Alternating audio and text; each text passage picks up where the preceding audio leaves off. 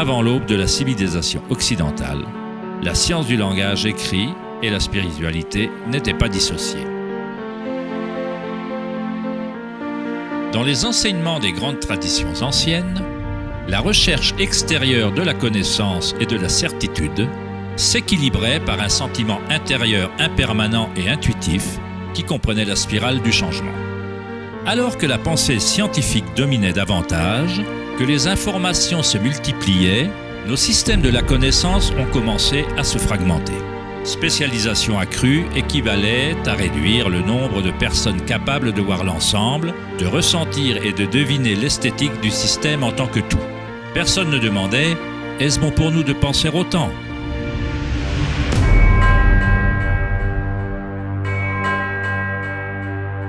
La connaissance ancienne est ici, elle nous entoure, cachée à la vue de tous, mais on est trop absorbé par nos pensées pour la reconnaître. Cette sagesse oubliée est la voie qui restaure l'équilibre entre l'intérieur et l'extérieur, le yin et le yang, entre la spirale du changement et le calme dans notre cœur.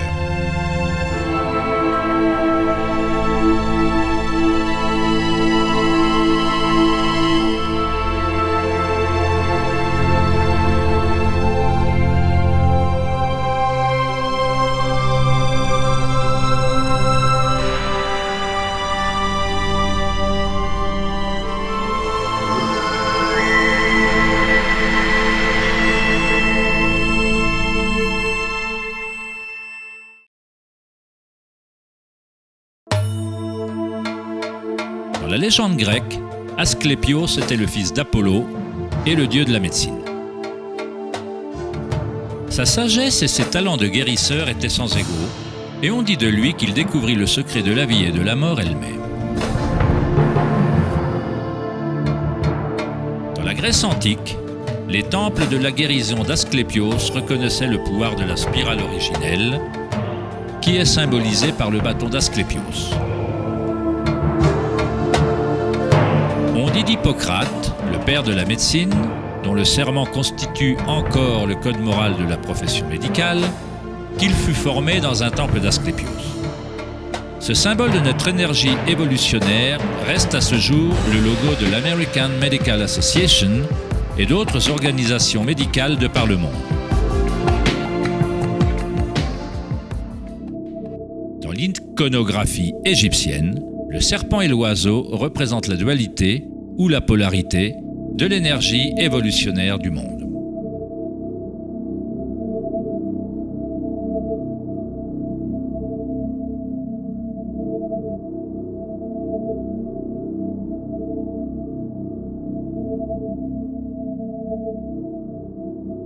L'oiseau est la direction ascendante, le courant ascendant orienté vers le soleil ou la conscience éveillée en un seul point, le vide d'Akasha.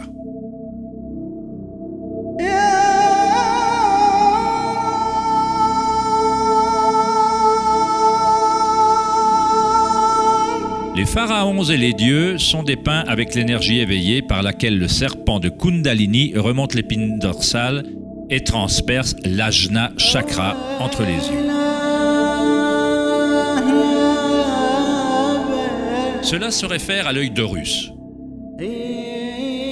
Dans la tradition hindoue, le bindi représente également le troisième œil, le lien divin à l'esprit.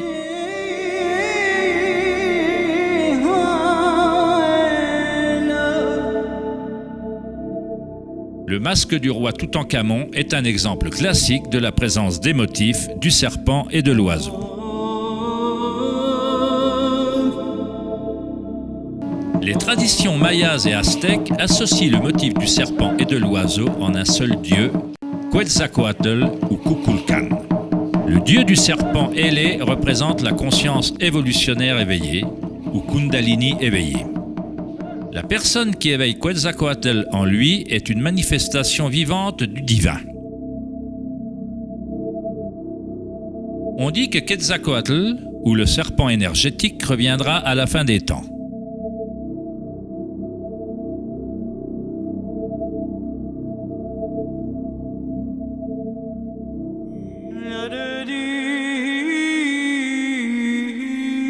On trouve également les symboles du serpent et de l'oiseau dans le christianisme. Il se peut que leur véritable sens soit plus codé, mais ils signifient la même chose que dans d'autres traditions anciennes. Dans le christianisme, l'oiseau et la colombe, qu'on voit souvent au-dessus de la tête du Christ, représentent le Saint-Esprit, or Kundalini Shakti s'élevant au 6e chakra et au-delà. Les mystiques chrétiens appelaient Kundalini autrement, le Saint-Esprit.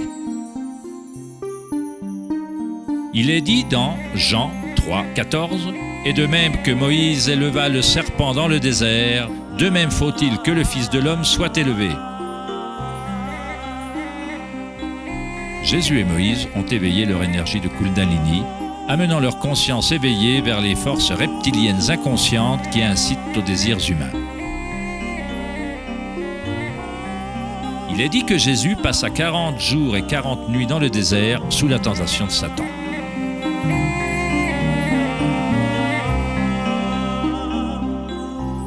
De même, le Bouddha fut tenté par Mara, alors qu'il était assis pour atteindre l'illumination sous l'arbre de la Bodhi ou l'arbre de la sagesse. Le Christ, tout comme le Bouddha, durent se détourner de l'attrait des plaisirs sensoriels et de la cupidité de ce monde. Dans chaque histoire, le démon personnifie nos propres attachements.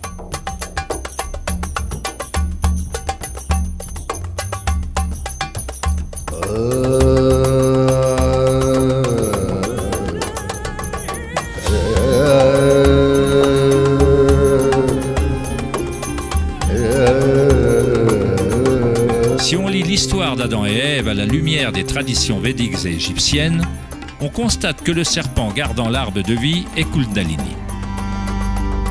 La pomme représente l'attrait et la tentation du monde sensoriel extérieur, nous distrayant de la connaissance du monde intérieur, de l'arbre de la connaissance à l'intérieur.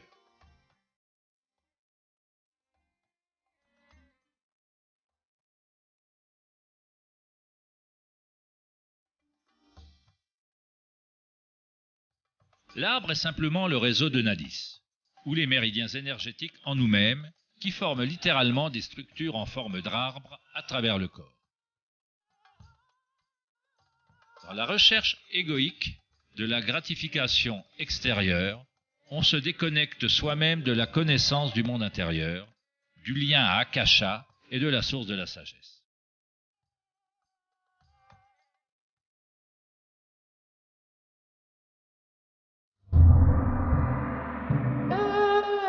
On peut interpréter bon nombre des mythes historiques du monde sur les dragons comme des métaphores des énergies intérieures des cultures dans lesquelles ils sont incarnés. En Chine, le dragon est toujours un symbole sacré représentant le bonheur. Comme les pharaons égyptiens, les empereurs chinois anciens qui avaient éveillé leurs énergies évolutionnaires étaient représentés par des serpents ailés ou des dragons.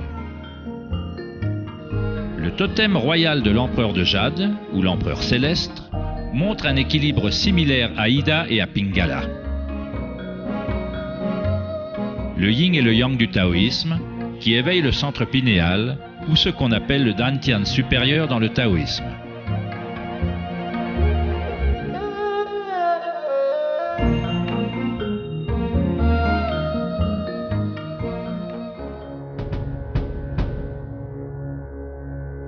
La nature abonde en différents mécanismes de détection et d'assimilation de la lumière. Par exemple, un oursin peut en fait voir, par son corps hérissé de pointes, qui fonctionne comme un gros œil. Les oursins détectent la lumière qui atteint leurs épines et ils comparent l'intensité des rayons pour se faire une idée de leur environnement.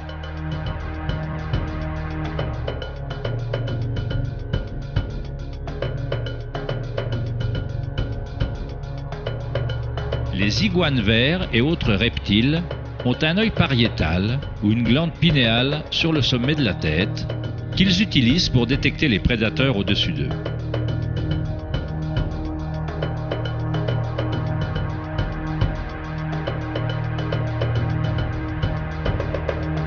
La glande pinéale humaine est une petite glande endocrine qui sert à réguler les rythmes d'éveil et de sommeil. La glande pinéale est sensible à la lumière, bien qu'elle soit profondément ancrée à l'intérieur de la tête. Le philosophe Descartes reconnut que la région de la glande pinéale, ou le troisième œil, était le lien entre la conscience et la matière. La quasi-totalité du corps humain est symétrique. 2 yeux, 2 oreilles, 2 narines, même le cerveau a 2 hémisphères. Mais il y a une région dans le cerveau qui n'est pas réfléchie. C'est la région de la glande pinéale et de la périphérie du centre énergétique. Physiquement, la glande pinéale forme naturellement des molécules uniques comme la DMT. La DMT se forme également de façon naturelle au moment de la naissance et de la mort, faisant littéralement office de passerelle entre le monde des vivants et celui des morts.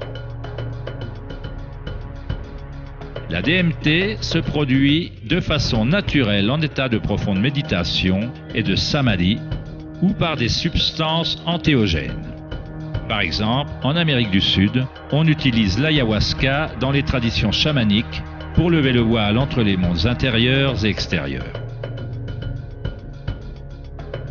Le mot même de pinéal a la même racine que la pomme de pin, car la glande pinéale présente un modèle de phyllotaxie spirale similaire. Ce modèle, également connu sous le nom de modèle de fleur de vie, est fréquent dans les œuvres d'art anciennes dépeignant des êtres illuminés ou éveillés. Dans les œuvres d'art sacrées, la pomme de pin représente le troisième œil éveillé. Une conscience qui dirige le flot d'énergie évolutionnaire en un seul point. La pomme de pin représente l'épanouissement des chakras majeurs qui s'activent quand Shushuma atteint et dépasse chakra Ajna. Dans la mythologie grecque, les adorateurs de Dionysos portaient un thyrse, ou un bâton géant orné de vignes et surmonté d'une pomme de pin, représentant à nouveau l'énergie de Dionysio, ou Kundalini Shakti, alors qu'elle remonte l'épine dorsale vers le corps pinéal au 6e chakra.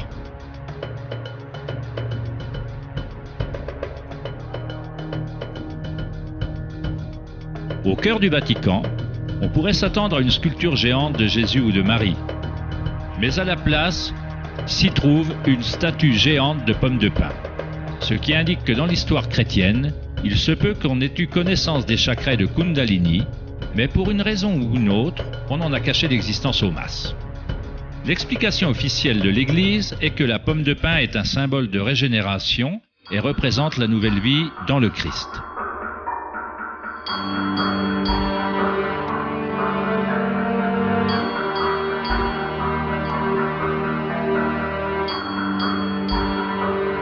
Le philosophe et mystique du IIIe siècle, Maître Eckhart, déclara « L'œil par lequel je vois Dieu est le même œil par lequel Dieu me voit. »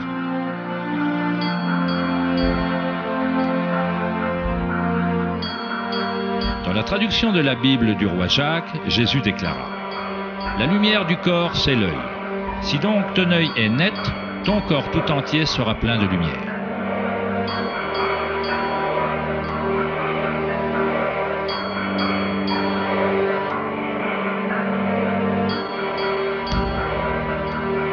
Le Bouddha déclara « Le corps est un œil. » Dans un état de samadhi, on est à la fois le soi et la conscience. Nous sommes l'univers conscient de lui-même.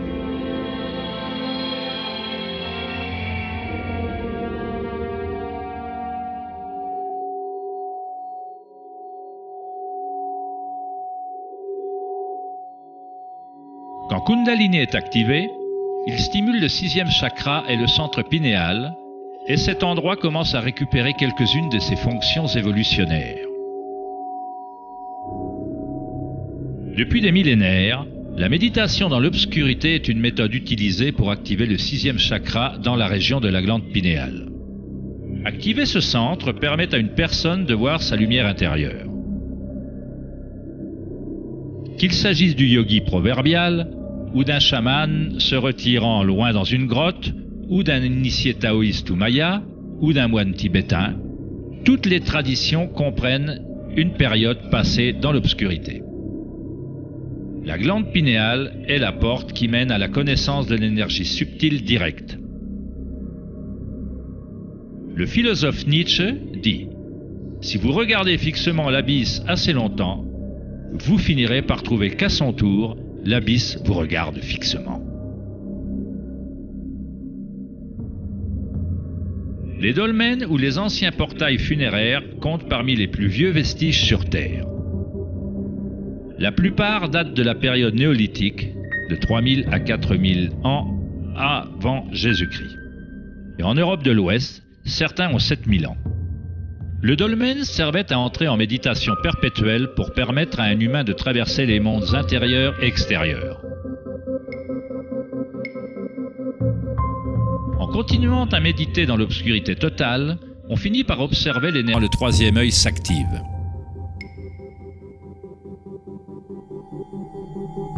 Les rythmes circadiens gouvernés par le soleil et les canaux lunaires ne contrôlent plus les fonctions du corps et de nouveaux rythmes s'installent.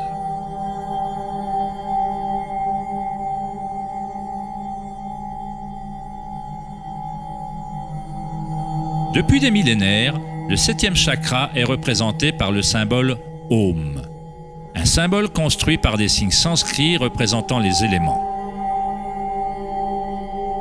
Quand Kundalini dépasse le 6e chakra, il commence à créer un halo énergétique. Dans toutes les parties du monde, on trouve régulièrement des halos dans les peintures religieuses de traditions différentes.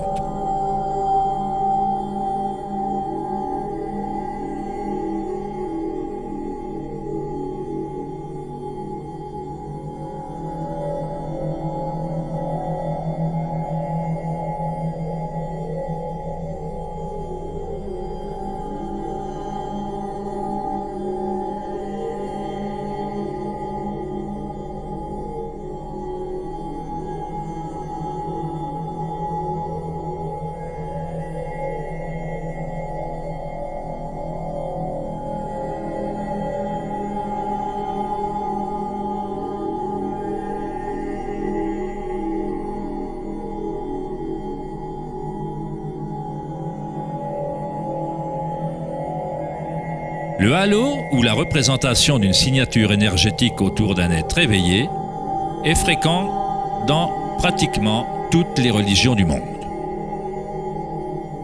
Le processus évolutionnaire d'éveil des chakras n'appartient pas à un groupe ou à une religion. C'est le droit de naissance de chaque être humain sur la planète.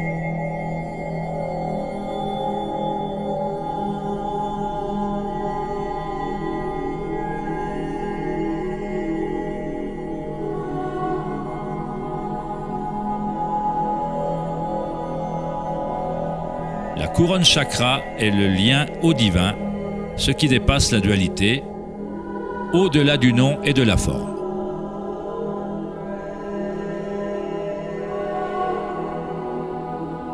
Akhenaton, dont l'épouse était Néfertiti, était un pharaon. On le considère comme le fils du soleil. Il découvrit Aton, ou le mot de Dieu en lui-même, unissant Kundalini et la conscience.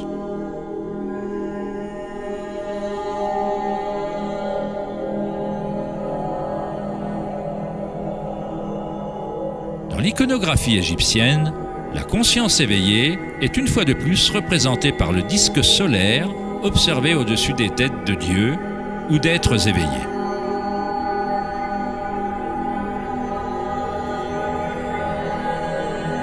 Dans les traditions hindoues ou yogiques, ce halo est appelé Sahasrara, le lotus aux 1000 pétales.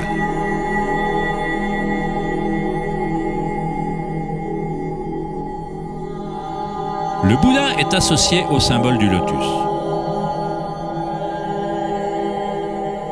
Le modèle phyllotaxique est le même que celui qu'on trouve dans un lotus en fleurs. C'est le modèle de la fleur de vie, la semence de vie.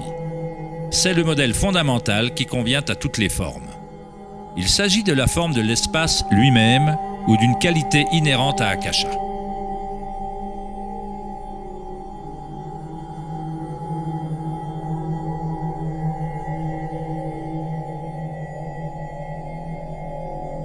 À un moment donné de l'histoire, le symbole de la fleur de vie prévalait sur la terre entière.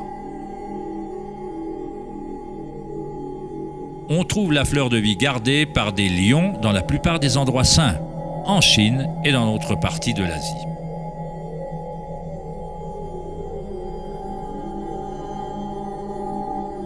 Les 64 hexagrammes du Yiking entourent souvent le symbole du yin et du yang, ce qui est une autre façon de représenter la fleur de vie. La base géométrique de tous les solides platoniques se trouve dans la fleur de vie. Fondamentalement, toute forme qui peut exister. La fleur de vie ancienne commence par la géométrie de l'étoile de David ou de triangles pointant vers le haut et vers le bas, ou ce qui serait un tétraèdre en 3D. Ce symbole est un yantra, une espèce de programme existant dans l'univers, la machine qui crée notre monde fractal. Yantra est utilisé comme méthode pour éveiller la conscience depuis des millénaires. La forme visuelle de yantra est une représentation extérieure du processus intérieur d'un développement spirituel. C'est la musique cachée de l'univers révélée, comprenant des formes géométriques entrecroisées et des modèles d'interférence.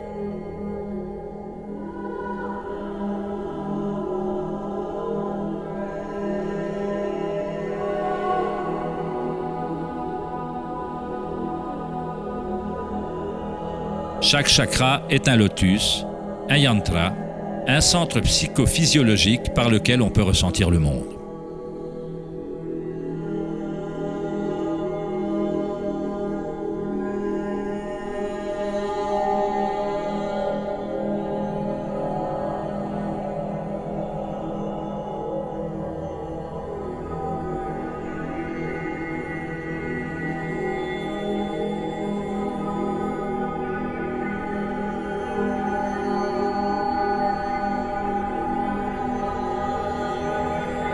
Un yantra traditionnel, tel qu'on peut le trouver dans la tradition tibétaine, est investi de nombreux sens qui incorporent parfois une cosmologie et une vue complète du monde. Le yantra est un modèle en constante évolution qui fonctionne par le pouvoir répétitif ou itératif d'un cycle. Le pouvoir du yantra a pratiquement disparu dans le monde contemporain parce qu'on ne recherche que la forme extérieure et qu'on ne relie pas intentionnellement nos énergies intérieures.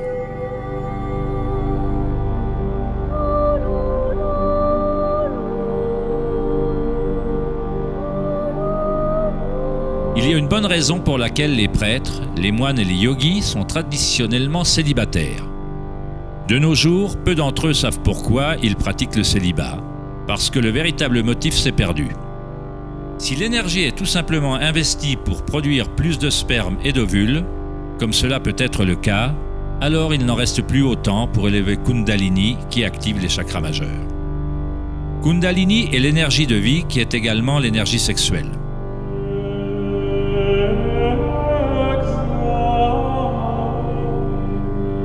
En concentrant moins la conscience sur les pulsions animales et plus sur les objets réfléchis des chakras majeurs, l'énergie remonte l'épine dorsale vers ces chakras.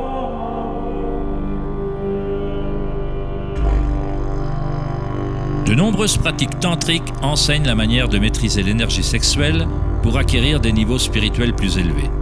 C'est l'état de votre conscience qui crée les conditions favorables permettant à l'énergie de se développer.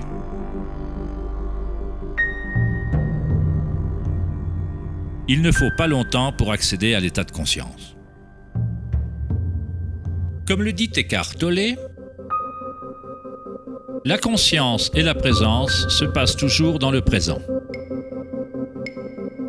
C'est en essayant de faire bouger les choses qu'on crée une résistance à ce qui est. Ôter toute résistance contribue au développement de l'énergie évolutionnaire. Selon la tradition yogique ancienne, les postures de yoga servaient à préparer le corps à méditer. Le Hatha Yoga n'a jamais eu pour but de ne proposer qu'une série d'exercices, mais de relier les mondes intérieurs et extérieurs de l'individu. Le mot sanskrit Atta signifie soleil, A et lune, Ta. Dans le Yoga Sutra de Patanjali, l'objectif des 8 membres est semblable, à l'origine, à celui du noble chemin octuple des préceptes bouddhistes. Se libérer de la souffrance. Quand les polarités du monde duel s'équilibrent, un troisième élément se crée. On trouve la clé d'or mystérieuse qui libère les forces évolutionnaires de la nature. Cette synthèse des canaux solaires et lunaires constitue notre énergie évolutionnaire.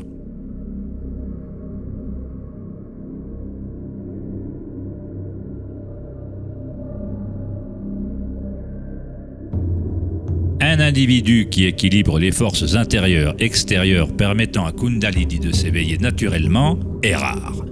Parce que de nos jours, les humains s'identifient presque exclusivement par leurs pensées et par le monde extérieur.